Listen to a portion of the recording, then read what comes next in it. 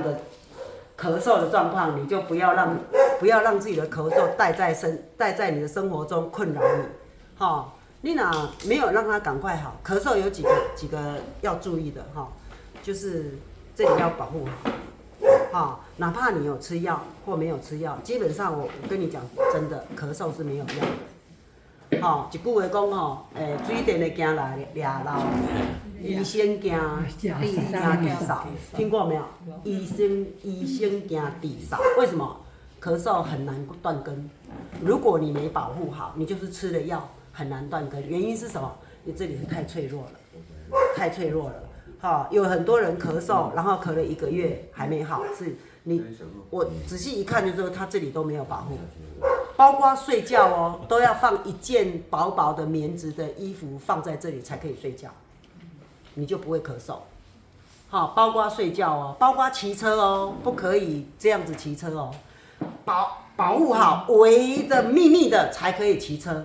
基本上咳嗽是不可以骑车的，包括这里只要有一点风溜进去，你咳嗽都不会好。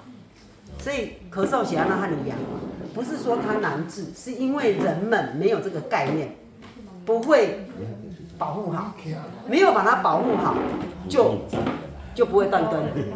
了解意思吗？好，所以呢，咳嗽呢，我现在要告诉大家，经穴12个经穴。12条经络，每一条经络都有一个经穴，有12个经穴哈，在这里。来，这里呢，我先从这边来讲哈，这里呢3个指头，以他的指头，你看他的指头算比我细嘛哈，好，以这里3个指头的第2个，3个指头的第2个，好，我现在把它贴一个，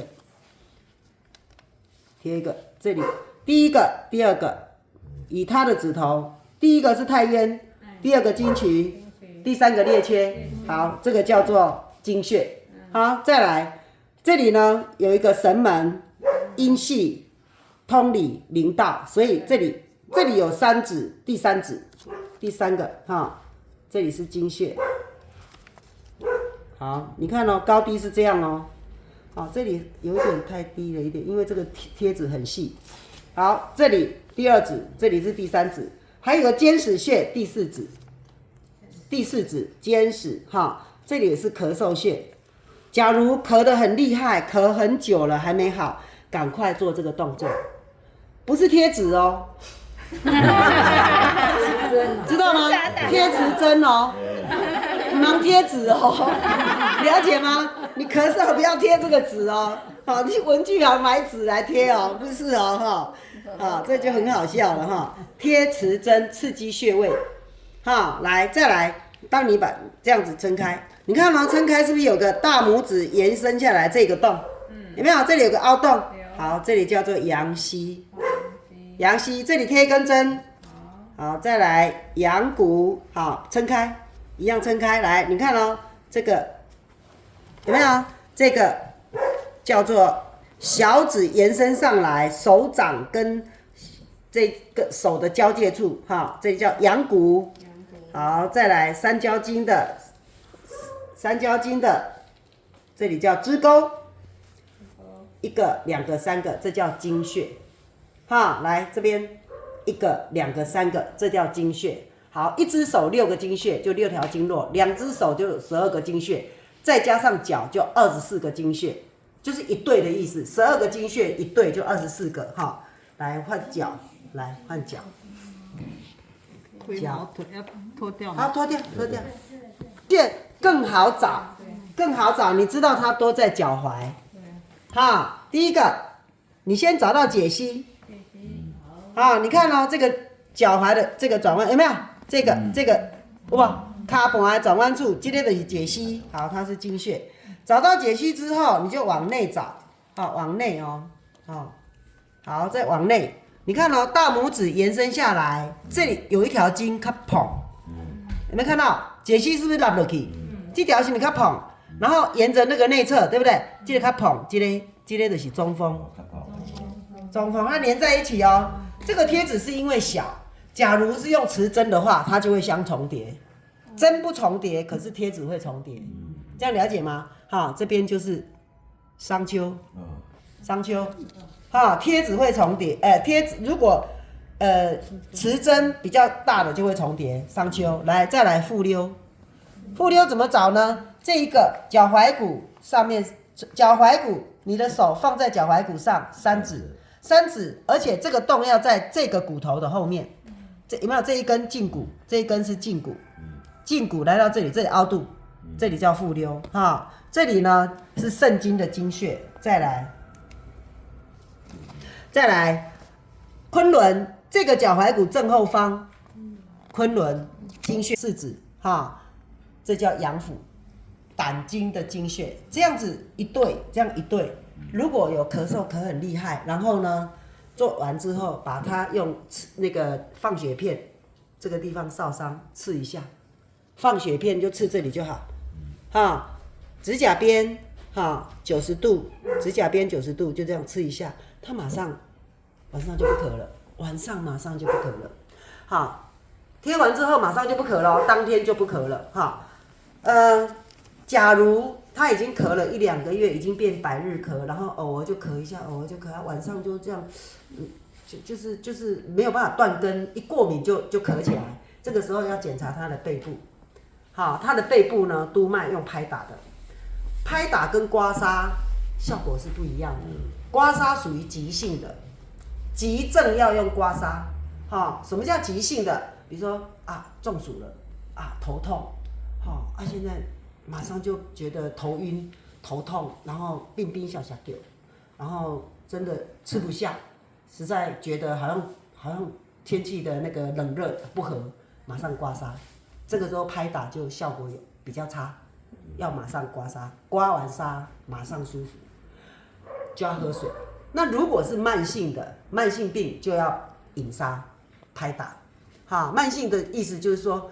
我现在没有不舒服啦，但是呢，经常就觉得偶尔会头痛，但是不是现在啦，偶尔还是会觉得很累啦，但不是现在现在也是精神不是那么好然后我又有睡不着的问题，我又有口干舌燥的问题，我又有失眠的问题，我又有那个肠燥症的问题，我又有高血压的问题，我又有什么的不管什么问题，叫慢性的问题就用拍打的。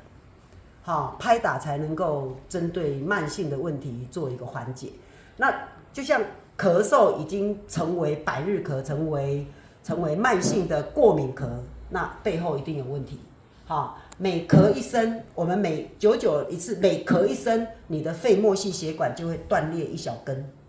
有时候是断裂一整排那有断裂就会粘连，一粘连就会肿，肿了之后，它再继续把整个神经丛都粘连了，这个整个背部就会鼓鼓的，然后一拍出来就会一粒一粒黑色的沙。那拍出来之后，要把这个痰在哪里呢？来，痰会在这里。这里背后如果这样拍开来，好，这个如果整个背后都拍开来，拍完之后要把这个膏肓也拍开。膏肓拍开之后，要把这2个天中拍开，这2个天中都要拍开。一定会有不同的，跟你平时拍痧不一样的。然后拍完之后就彻底不再咳嗽了。好，接下来就要有一个注意，就是这里要维护好，在1个礼拜内完全都不再咳任何一声了，你这里才可以像我们平时正常的穿法。好，那这里围还有一个注意这里围起来。如果围起来，这里围很热没办法睡觉，那你反而会更咳。所以你要视你的温度，你觉得这个围起来那个布料的厚度，是放着你睡觉的时候你就放着是温度你适合的才对哦。如果这个放着你的温度是根本没办法睡觉，那就不对哦，那反而会制造咳嗽哦。好，那个温度很重要，所以布料很重要，棉质的。好，那骑机车也是，骑机车。风会比较大嘛，好，只要有咳嗽，最怕什么？风，不管冷风，只要是风，电风扇的风、冷风、热风，不管，反正是风都不能让它溜进去，好，都不能让它溜进去。所以呢，宁可骑机车的时候，这里要包得很满，包括厚的围脖包得很满，那很热但是骑机车的时候不会。然后到了你到了邮局比如你到了商店，你这个时候再把围脖拿起来。好，那个是自然的，但是你要准备要在骑车的时候，还是要套回去哦。哪怕很近，只有5分钟的路程，你都要围好。不围好的话，你刚才就是吃了什么仙丹的药哈，也是没用，就是没用哈。所以咳嗽是一个很难治的，其实不是很难治，是因为我们一般民众不懂保护它，所以呢就会带来很累赘哈，然后就永远不断根。好，如果这个概念有了，好像今天呢，我们这一班因为都是健康宝宝，没有那种咳嗽的案例。你可以去看我前2天、昨天、前天都有咳嗽的案例，好，他们咳完之后隔天就跟我分享了。